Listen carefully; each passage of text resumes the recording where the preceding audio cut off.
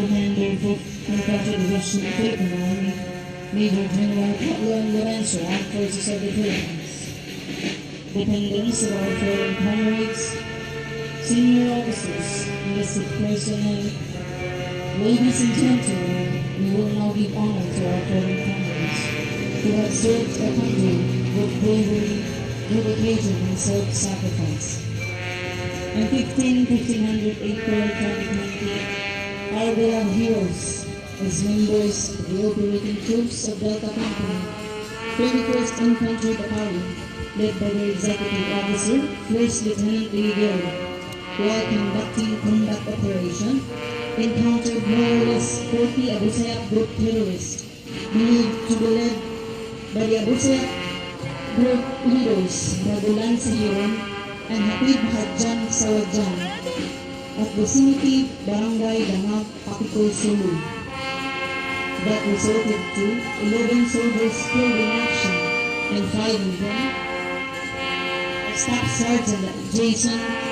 Gazina, 873479, Infantry Philippine Army, from Barangay San Rafael, East Santa Maria, Isabela. Captain Rasul B. Awas, 899028, Infantry Philippine Army, from Barangay Nagsilay, Pasig, Kalinga. Corporal Ernesto A. Bautista, 912434, Infantry Philippine Army, from Barangay Nagilian Sur, Ilagan City, Isabela. PFC Jomel in Pagulayan, 925212, Infantry Philippine Army, from Barangay Katagaman, Pardo, Tubigaraw City, Cagayan. PFC Benson A. Bonik, 939173, Infantry Philippine Army, from Barangay Caloocan, Rizal, Kalinga.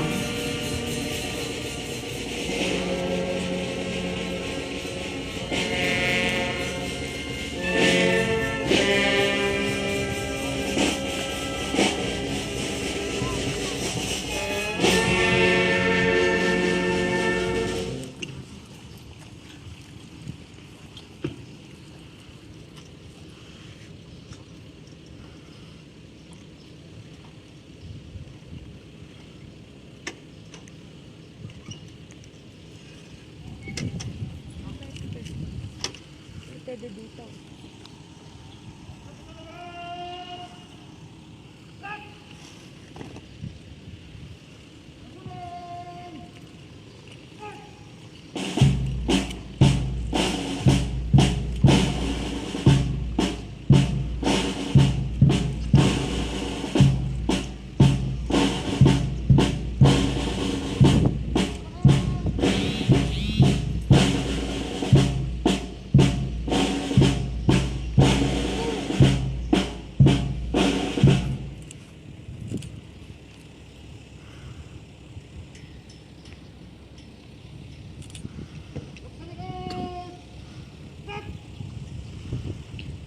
We request our Commander Major General Pablo Lorenzo, Armed Forces of the Philippines, and the dependents of our fallen heroes to please proceed in front of the caskets, and also all officers and enlisted personnel to render salute to our brave brothers.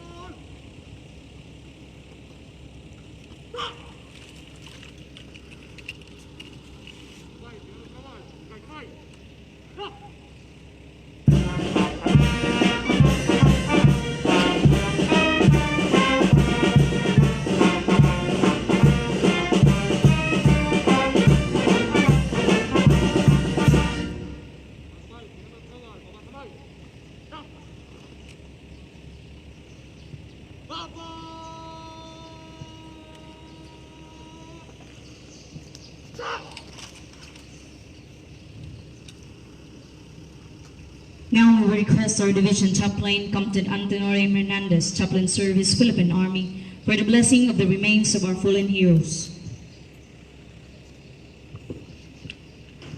Let us pray. Lord, hear our prayers and be merciful to your sons whom you have called from this life. Welcome them into the company of your saints in the kingdom of light and peace. Father, God of all consolation and your unending love and mercy for us, you turn the darkness of death into the dawn of new life. Show compassion to your people in their sorrow. Be our refuge and our strength to lead us from the darkness of this grief to the peace and light of your presence.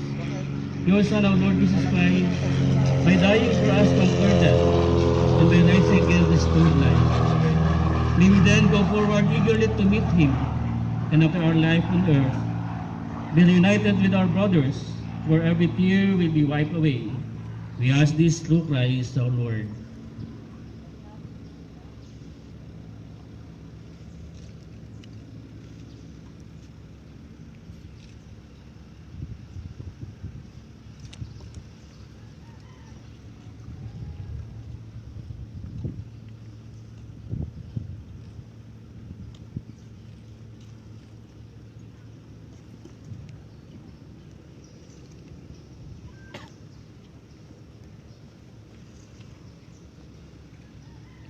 At this juncture, let us hear the message of our Commander, 5th Infantry Division, Major General Pablo M. Lorenzo, Armed Forces of the Philippines.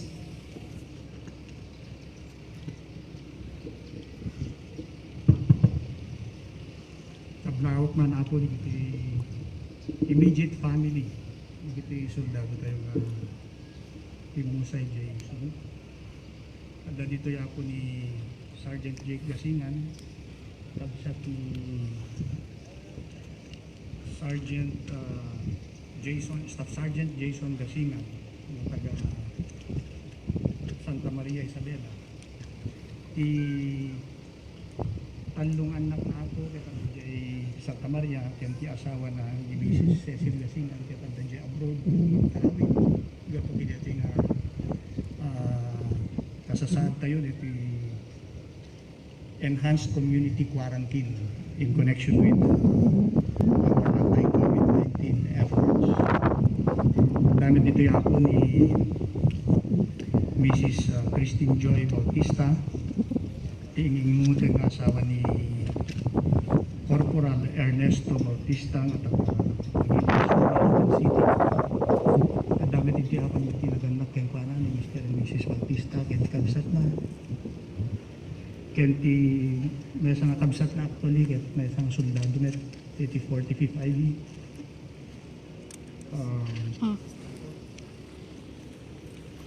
Let me also greet the officers and men of the 5th Infantry Division, Philippine Army.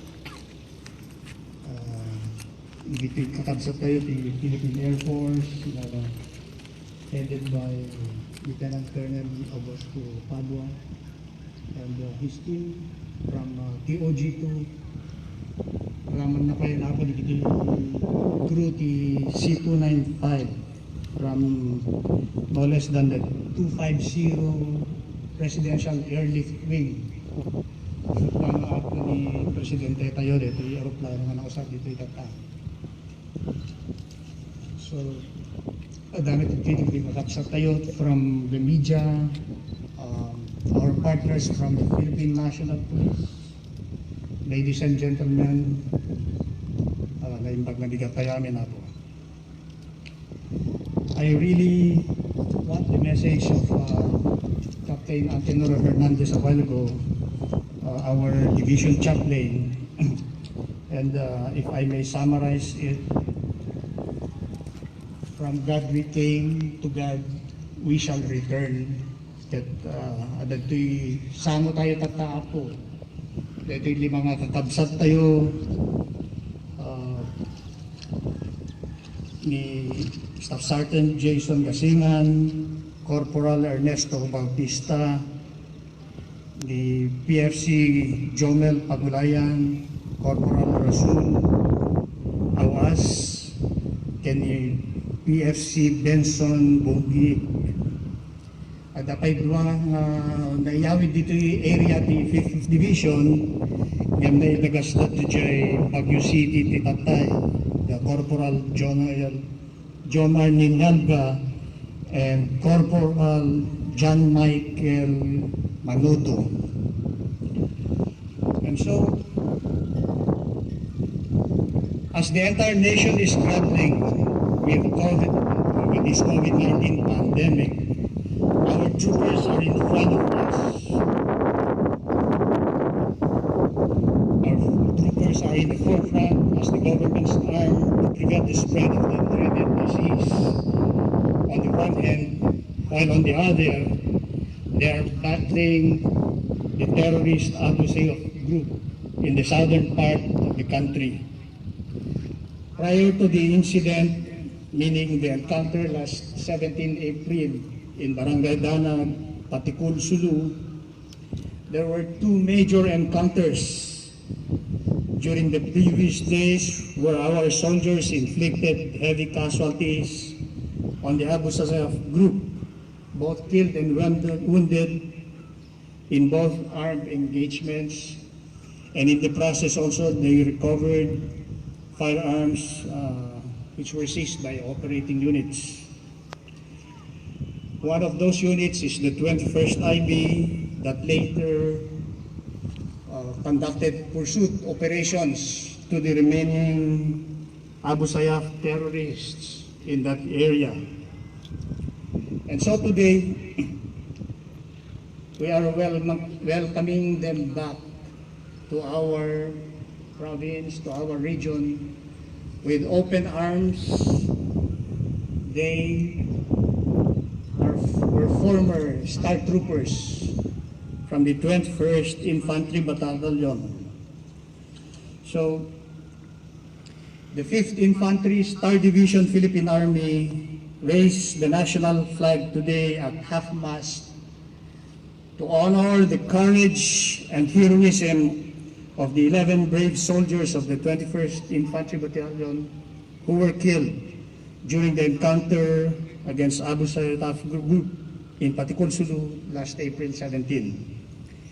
The troops of the 21st IB, a former organic unit which has been deployed in Mindanao for about 5 years now and has been made a part of the newly organized 11th Infantry Alakdan Division in Sulu since August 2019, were conducting peace and security operations in the hinterlands of Danag when they encountered these 40 ASG terrorists. The firefight was very fierce and it lasted about 1 hour, resulting to the death of 11 soldiers and the wounding of 14 others. The division is saddened with another loss of gallant comrades while serving the people and protecting our land in faraway Sulu, which is a known hotbed of terrorism. We, the officers and men of the 5th Infantry Division, together with our families, express our deepest sympathy and heartfelt condolences to the families and loved ones of our comrades who offered the ultimate sacrifice in the finest tradition of Filipino soldiery. Their bravery and heroism will remain forever in our hearts and will serve as an inspiration for all of us to crush the enemies of the state with greater conviction and renewed vigor.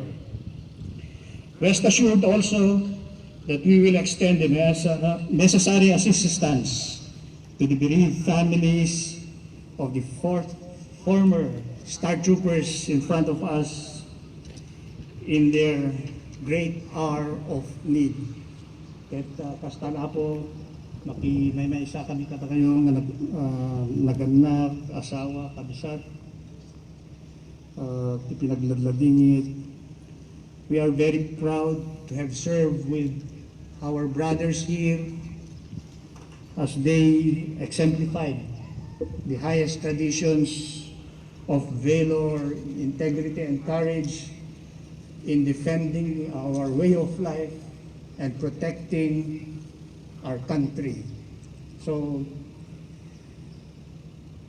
I may not know the dignity of their birth, but for sure, I know the glory of their death, and we cannot take that heroism from them anymore.